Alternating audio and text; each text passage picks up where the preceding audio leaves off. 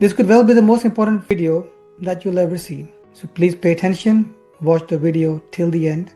Make sure you share this video with anyone you know who may need this advice. I'll be going through 6 studies. This will be in chronological order. So I'll be starting with the older study first, moving on to the newer studies. And this video will also serve as a good illustration of how science evolves.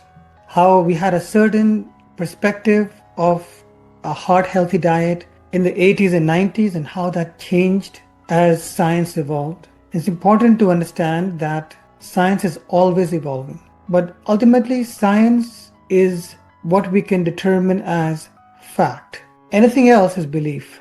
There will be many things today that I might state about diet which may contradict what you have heard before.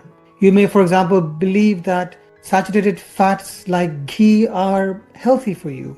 That's what you've been told. That's what you've heard. However, if the science does not match with that, that belief is just what I said it is, a belief.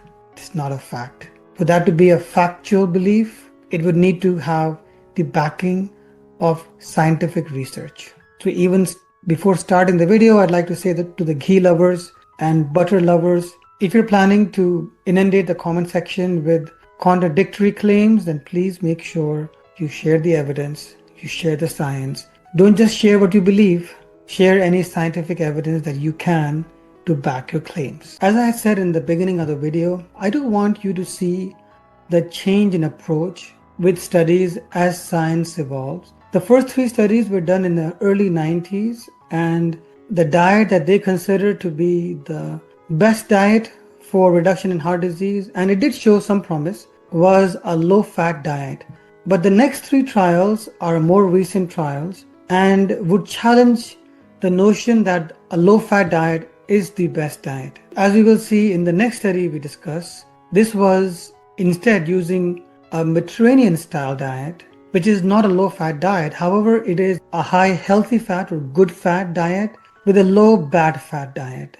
So not demonizing fat, but within fat, differentiating between good and bad fat. So by now you would have seen that even though most people think that once you have coronary artery disease or any kind of atherosclerosis, stroke, plaque formation in the carotid artery or any other blood vessel, this is irreversible. This cannot be stopped. It can only be slowed down. You will have seen by now that we have seen multiple studies, multiple lines of evidence showing that blockages in blood vessels, which is the number 1 cause of death of human beings, can be reversed.